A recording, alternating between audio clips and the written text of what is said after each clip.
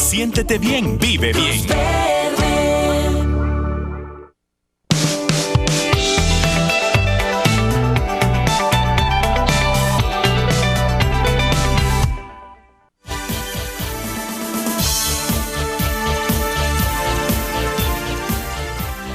Muy buenas noches entonces, gracias por seguir con nosotros. Como segundo tema hemos escogido con Paola abordar algo con íntima relación con lo que acabamos de hablar con el señor Ministro de Educación, que es el tema de los pactos colectivos en el sector público en este país. Para eso nos acompañan dos personas muy reconocidas dentro del gremio con esa especialidad, el licenciado Alejandro Argueta, muchas gracias por estar con nosotros Alejandro, y el licenciado Luis Fernández Molina, ambos abogados laboralistas muy calificados y de un amplio conocimiento sobre el tema del derecho de trabajo en este país. Entonces, bienvenidos y bueno, sin más, vamos a entrar en materia. Paola, ¿quieres hacer la primera pregunta? Bueno, yo entiendo que los dos tienen posturas muy claras de qué hacer con los pactos colectivos, hasta dónde se pueden negociar, cuál sería la vía para limitarlos o cancelarlos, si esa fuera la decisión. Pero claras, sí, coincidentes, no sé. Coincidentes creo que no, por lo que yo entiendo, o por las posturas que estuve revisando de ambos. Alejandro Argueta, comencemos con usted. Cuando hemos hablado de pactos colectivos en el Congreso, en el Ministerio de Salud, de Educación, y se cuestiona las negociaciones a las que llegan sindicalistas y el titular de la entidad, que va en detrimento de los intereses del Estado, y siempre se explica que son pactos que vencen en 3 años y que ya son negociaciones, que si bien no se consultaron con el Ministerio de Finanzas, ya son acuerdos. ¿Qué salidas hay para un pacto colectivo que es nocivo para el Estado? Qué buena pregunta. ¿Qué salidas? Bueno, creo que hay muchas, y las más principales o más relevantes son aquellas que tienen que ver con el respeto de la legalidad y los derechos fundamentales que rigen en nuestro sistema jurídico laboral. Yo quisiera tal vez simplificarlo diciendo de la siguiente para contestar su pregunta, diciéndolo de la siguiente manera. Lo primero que hay que tener claro es cómo funciona la mecánica básica de una negociación de pacto colectivo. Y lo voy a resumir así. El sindicato propone y el patrono dispone. Eso quiere decir que para que surja una obligación, en este caso de la administración pública como Estado, como patrono, en un pacto colectivo, es necesario que previamente sus representantes, es decir, los funcionarios públicos encargados de la dirección de la entidad, aprueben la petición del sindicato. O sea, no puede haber pacto colectivo lesivo, como se le ha dicho, se le ha querido decir, sin que previamente un funcionario público no lo haya aprobado. Y entonces esto nos cambia bastante el escenario, porque debemos de hacer una visión mucho más amplia, no es solamente el aspecto del derecho laboral. Y en ese sentido, es muy importante tomar en cuenta de que un pacto colectivo en su totalidad no puede ser cancelado, como dijo usted, porque eso iría en contra de los fines de la Constitución. El artículo 106 dice claramente que el Estado debe de promover y proteger la negociación colectiva. El pacto es producto del ejercicio de ese derecho, por lo tanto no se podría anular toda la gestión de un pacto. Algunos pactos tienen algunas cláusulas o algunos artículos que sí pueden presentar irregularidades, pueden presentar preocupaciones, todo lo que la ciudadanía ha señalado. Pero a eso hay ciertas condiciones que tal vez nos vamos refiriendo más adelante, y señalar de que entonces aquí tenemos que ver por qué razón quienes los aprobaron no están siendo cuestionados. Eso es una cosa que va al derecho administrativo constitucional. No castigar solo al sindicato que pidió, sino al funcionario o funcionarios que se lo autorizaron, dice usted. Sí, pero al margen del tema de la responsabilidad y de lo que venga en cuanto a deducírselas a quien fuese responsable, es decir, el Estado no puede más financieramente con lo que se tiene, eso es evidente, y al margen de cómo financiamos al Estado, que creo que es una discusión válida, pero que creo que ahorita lo que vale la pena abordar mucho es, en la línea de lo que decía Alejandro, licenciado Fernández, es el hecho de que los postulados de derecho laboral, si bien es cierto, contemplan esta protección y sopesar esta desigualdad histórica en los mecanismos de producción, pero ¿dónde quedan justamente esos postulados y toda esa igualdad en el marco, primero de los mismos burócratas de otras carteras, y dónde queda además el tema del bienestar colectivo en el marco de la población? Que evidentemente el flujo de efectivo para cumplir eso, pues es el mismo, es el presupuesto, es decir, los recursos públicos. Entonces, ¿cómo hacer este enlace sin que se vulneren derechos laborales? Realmente no hay mucho tiempo para retroceder en los aspectos históricos de los pactos colectivos. Voy a empezar con el año 85, la Constitución del 85 claramente tiene el título 8 que habla de trabajadores en general y el 9 trabajadores del Estado. O sea que desde ahí marcó una diferencia clara entre un ámbito y el otro. Sin embargo, poco a poco, en base a un pretendido principio de igualdad, todos son trabajadores después de todo, se han ido desdibujando las fronteras que marcaban las fronteras, las diferencias entre uno y otro. Y en el año siguiente vino el decreto 71-86, que es la ley de trabajadores y huelga del Estado. Como decir, bueno, sí pueden, pues ya se les iba abriendo el camino para que ellos también lo hicieran y utilizaran normas del Código de Trabajo que son propias, en principio, de los trabajadores de la iniciativa privada. Desde ahí vino todo este problema y sobre todo, usted lo mencionó, en el sentido de que las capacidades financieras del Estado, punto. Y se dicen pactos y que no se pueden retroceder.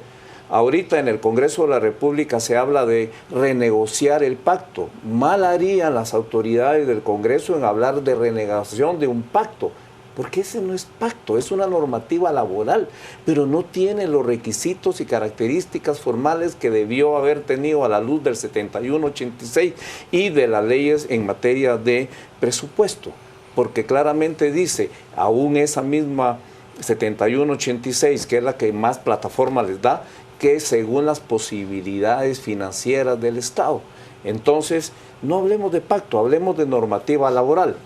Ahora, al ser normativa laboral que sí reconoce derechos, hay algunos aspectos que bien dice el licenciado Argueta en el sentido que se pueden considerar como derechos adquiridos.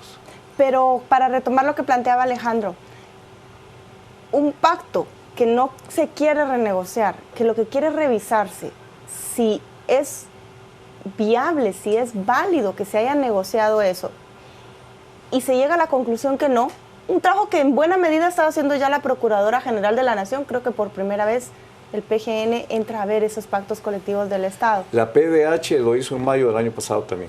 Pero la PDH no podría más bien poner en conciencia, no es vinculante. No, a lo interno, a lo interno, a sus propios trabajadores. Pareciera que por primera vez le estamos poniendo los ojos como sociedad e institucionalmente a los pactos colectivos. Y si se ve que no deben estar vigentes, Alejandro, ¿cuál es la vía? Usted planteaba en una posición que usted presentó al Congreso de la República, la mesa de trabajo, que la primera es negociar, la primera vía. Pero si eso no se consigue, la vía es judicial. ¿Cuál sería esa vía y por qué cree usted que no se ha recurrido a ella? Bueno, dos cosas. Primero, la primer vía, y yo un poco retomando lo que plantea Adrián, de dejar al margen esto, yo quisiera traerlo al punto principal. Mire, el punto principal no es ver las cosas en términos absolutos. Por ejemplo, cuando el Estado aborda, y eso es muy bueno que esté abordando este problema, pero cuando lo aborda diciendo es que es muy caro pagar lo que nos cuesta X pacto. El Estado ahí ya perdió la batalla y ya empezó mal, porque todos los precedentes de los órganos de control internacional de la Organización Internacional del Trabajo establecen de que un Estado no puede alegar insuficiencia económica para limitar el derecho de negociación colectiva. Eso ha pasado en diferentes casos alrededor del mundo y Guatemala ya perdió en el Comité de Libertad Sindical un procedimiento de estos en contra del gobierno de Alfonso Portillo, cuando estaba el ministro de Finanzas Guayman. Y creó, el caso de Guatemala, 3 precedentes de pronunciamiento del Comité de Libertad Sindical para dejar bien claro de que no se puede limitar un derecho fundamental humano alegando situaciones económicas de insuficiencia. Entonces ahí ya empezó mal el Estado. Y los mismos convenios internacionales exigen a las autoridades públicas realizar amplios y profundos procesos de consulta y de negociación para la resolución de este tipo de problemas. Entonces, esa parte creo que es la que se debería de hacer y creo que el presidente del Congreso, viendo acá en el programa, creo que por ahí va un poco su intención para poder resolver este asunto tan dramático. Ahora, supongamos que habiendo agotado los medios no se puede, entonces hay que ir a la vía judicial. La vía judicial, y aquí en este canal he visto cantidad de programas donde han venido muchas personas y ustedes también lo han analizado, y todas las que dicen son posibles. Se pueden plantear amparos, se pueden plantear inconstitucionalidades, se pueden plantear juicios ordinarios, que es posible, se puede plantear el juicio de lesividad. Pero más que la vía, yo le diría e invitaría a todos a preguntar el por qué sí se puede anular un artículo determinado de determinado pacto colectivo. Y permítame decirlo brevemente. La razón es por lo que dice el licenciado Fernández Molina. porque la tutela y la guarda del patrimonio público es responsabilidad exclusiva del funcionario encargado de la entidad. Entonces la pregunta es ¿por qué lo aprobaron? Le pongo un ejemplo muy básico de estudiantes de Derecho de quinto semestre. La ley orgánica del organismo legislativo establece claramente que el presidente y la junta directiva tienen la obligación de informar al pleno, normalmente se hace en un año de labores, de cualquier hallazgo de mala administración que ponga en riesgo el patrimonio del organismo. Esa es una obligación, es un deber público. Le hago la simple pregunta, decirle a la ciudadanía, ¿por qué razón quienes aprobaron estos pactos no previeron el impacto financiero? ¿Por qué no cumplieron las normas? ¿Por qué no hicieron todo lo que tenían que hacer en tutela del patrimonio público y aprobaron el pacto y pasa año con año? Lo repiten, cambia la junta directiva, cambia el presidente y lo vuelven a convalidar sin cumplir esta obligación. Y le voy a decir, contestarme yo mismo la respuesta. Porque esto responde al problema de discriminación sindical y de corrupción, que más adelante, si me dan la oportunidad, lo puedo explicar. Alejandro, partiendo de lo que nos decís, y para el licenciado Fernández Molina, es, si uno de los postulados es la irrenunciabilidad de los derechos, y se habla justamente de que se trata de proteger al trabajador de sí mismo, ¿se puede negociar entonces? Ese es un buen punto jurídico, Adrián. Solo quiero abonar en lo que dice el licenciado Argueta y preguntarle a los respectivos presidentes del Congreso en su momento si en las empresas particulares de ellas o en sus oficinas tiene secretarias de 30,000 quetzales y si en su negociación con sus trabajadores acuerdan un 10% de incremento anual. La respuesta es no. Claro. ¿Por qué? Porque es su empresa. Esto, como es de todos, es del Estado, el que venga atrás que arree, y peor si es de la oposición. Ahora, contesto la pregunta, Adrián. La ley efectivamente dice que los derechos consignados en esta sección, la Constitución, artículo 6, los derechos consignados en esta sección son irrenunciables, susceptibles de ser superados, y serán nulas si sobre cualquier norma, disposición o acuerdo que tergiverse o disminuya. Bien, en esta sección, y el artículo 20 del Código de Trabajo, que está ahí y muchos no lo quieren leer, dice, las condiciones que rigen un contrato de trabajo no se pueden reducir, salvo que haya acuerdo entre las partes y que la situación económica así lo justifique. Y siempre que no sean los mínimos. Si alguien tiene 22 días de vacaciones, lo pueden bajar a 18, a 17, pero abajo de 15 no. Está en la ley, siempre que no sean los mínimos. Pero ahí, Alejandro, a ver, el desprecio por el servicio público, es decir, todo el mundo rechaza de entrada que un trabajador del Estado gane bien. ¿Tienes un asidero moral, vaya, desde la perspectiva laboral? Es decir, satanizar de entrada. Sí. No es concebible que un funcionario o un trabajador del Estado pueda ganar bien. Eso es lo peor que está pasando por el mal manejo de este tema actualmente.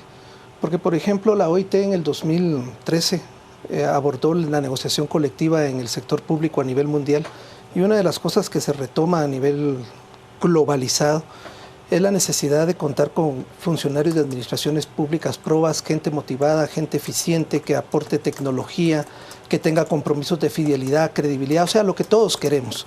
Y sobre todo darle prestigio social a la función del funcionario público. Yo soy hijo de funcionarios públicos y es una verdadera lástima que se termine, como lo dice, de satanizar lo que es ser empleado público, cuando realmente estamos distrayendo la atención de que el principal problema es porque las altas autoridades de cuello blanco autorizan este tipo de privilegios. Y si me permite decirlo abiertamente, en la teoría de la discriminación antisindical, hay una máxima que dice que a mayor política antisindical en un país, mayor nivel de corrupción sindical.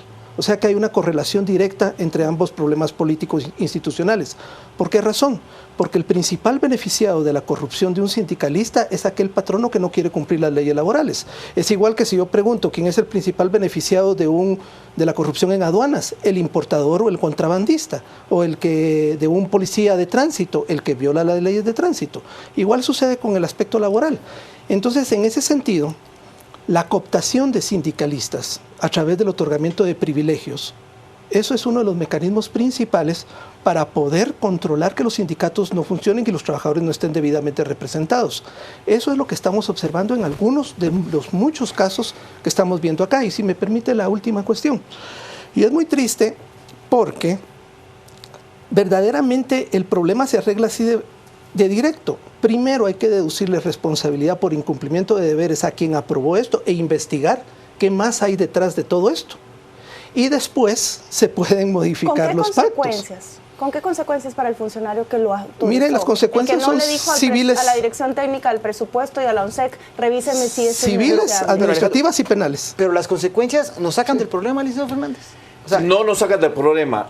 Solo quería tamizar un aspecto. En Guatemala los empleados públicos, al revés, la gran mayoría no gana bien. Que un maestro gane 4,000 quetzales. Que un médico, cardiólogo de primer sueldo sean 7,000. Que un conserje gane 30,000. Esos son los desbalances. Pero que un médico, 7,000 quetzales, cardiólogo especializado, no hay mucha disparidad, por eso la indignación, ¿no? Yo regreso al punto de la responsabilidad y con el licenciado Argueta platicamos fuera de cámara en el sentido, coincidimos en dos aspectos, que las leyes laborales en Guatemala no se cumplen y dos, que el ojo internacional, la OIT, el USTR y el Tratado de Libre Comercio nos están poniendo el ojo y no nos estamos dando cuenta. O sea, es algo que hay que ser un poco más atentos a ese aspecto. Ahora, responsabilidad, claro que hay responsabilidad. Y el Código de Trabajo, artículo 53, dice que los pactos colectivos deberán ser, no dice aprobado, pero esa es la idea básicamente, por el Ministerio de Trabajo, lo que se le llama homologación. ¿Por qué el Ministerio no dijo un momento qué pasa aquí? ¿Y por qué la PGN, abogado y guardián de los intereses jurídicos del Estado, dijo un momentito, ese pacto no me lo pasa? Claro que hay responsabilidad. ¿Y el funcionario que autorizó que un abogado ganara 20 millones de quetzales, 24 millones de quetzales por gestionar un pacto colectivo, no debería enfrentar un proceso penal como estamos exigiéndole cuentas a los alcaldes que malversaron fondos en una municipalidad, por ejemplo? Una pequeña tamización también ahí. Entiendo que no es que le paguen directamente, aunque sí, pero se le descuenta a los trabajadores. Miren, señores trabajadores, ustedes no van a sufrir, solo me van a pagar X porcentaje. Una parte, la otra se la pagan. Ahí sí. Tengo que diferir totalmente. Mire, no voy a hablar de ningún caso concreto por lo delicado del asunto, pero como laboralista para mí sí es muy importante esto. En el caso de la negociación colectiva de la administración pública, porque igual pasa en el sector privado, ha caído una mala práctica que puede ser hasta un delito, que se lo voy a resumir así, Paola, es una sobrevaloración del precio del servicio. Por ejemplo, todo bien y todo servicio comprado con fondos estatales tiene que tener una tasación pericial de cuál es su valor. Los ciudadanos no podemos decir que por el principio de libre contratación mi trabajo vale tanto y si la otra persona dice que está de acuerdo, pues ya me volví multimillonario. O sea, los servicios tienen un valor y no se pueden sobrevalorar. Y a veces estos fraudes, que aquí sí es directamente fraudes directos al erario público en complicidad de muchas personas, se hacen con la figura de que el Estado le paga directamente al asesor, lo cual ahí sí está gravísimo porque los fondos salen directamente hacia la compra supuesta de un servicio sobrevalorado de una persona. O a veces se hace el fraude con que los trabajadores dieron su consentimiento, pero eso es muy discutible. Cada caso es diferente. Porque ahí se aplica la misma teoría del consentimiento como por ejemplo de las personas que vendieron sus parcelas a la minera sin ninguna información de qué era lo que estaban vendiendo y luego se enteran que debajo hay oro y pueden reclamar la nulidad de esa compraventa y exigir sus derechos sobre la propiedad que tenían. Es exactamente lo mismo. Unos trabajadores en una asamblea pueden no estar muy bien informados o debidamente informados de cuál es el precio verdadero de los honorarios que están pagando. O sea que todo esto es bastante discutible. Un abogado tiene que cobrar por lo que vale su trabajo. Esto es una cosa, es un principio universal, no unos tratos para sobrevalorar mis servicios y menos pagado con fondos públicos. ¿Y por qué creen que no hemos visto ningún proceso penal ni civil para un funcionario? Por la estructura de discriminación antisindical, porque todo lo que sea en deteriorar la imagen de que los trabajadores se organicen legítima y eficazmente para la defensa de sus derechos, desde los trabajadores agrícolas de las plantaciones hasta los trabajadores intelectuales del sector público o privado, en nuestro país, lamentablemente, es satanizado, como decía Adrián. Entonces todo se consiente y, por ejemplo, aceptamos criticar la estructura de la administración pública en el tema del contrabando, pero no cuando la vamos a aplicar a los temas que tienen que ver con el trabajo. Ahí aceptamos de que se cometan ilegalidades. Es explotación. Bueno, creo que hay mucho, nos queda mucho en el tintero. Creo que dejamos de un lado también el tema de los recursos con los que el Estado cuenta, que es básico para abordar este tipo de cuestiones, pero se nos ha acabado el tiempo. Muchas gracias. No sé si Luis Fernández quería cerrar. cerrar, porque yo veía que difería un poco de Alejandro. Si quiere cerrar usted la idea. Fíjese que hay algo que sí coincidimos con él. ¿Ah, que sí? hace falta diálogo. Hace falta diálogo. No tenemos una cultura de diálogo. En el momento que la tengamos, Guatemala va a cambiar un poco. Pero diálogo sincero y diálogo tomando en cuenta los parámetros de ley y cumplimiento de la ley. Por lo demás, pues hay mucho que practicar, como dice Adrián, y por el bien de, claro que de los trabajadores, pero estos trabajadores están al servicio, estos 300,000 trabajadores están al servicio de 15, 16 millones de habitantes, que es lo más importante. Gracias a los dos por participar en esta interesante, conversación. Rocío, nos cuenta qué están comentando ustedes en redes. Paola, es momento de conocer su opinión. Hablamos en este momento sobre los pactos colectivos, así que esperamos su comentario. Comenzamos con María Cristina Castañeda.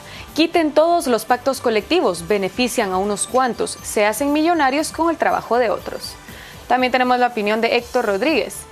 Este tristemente célebre líder sindical debería analizar su posición y darse cuenta del gran daño que le causa a la educación cada vez que actúa.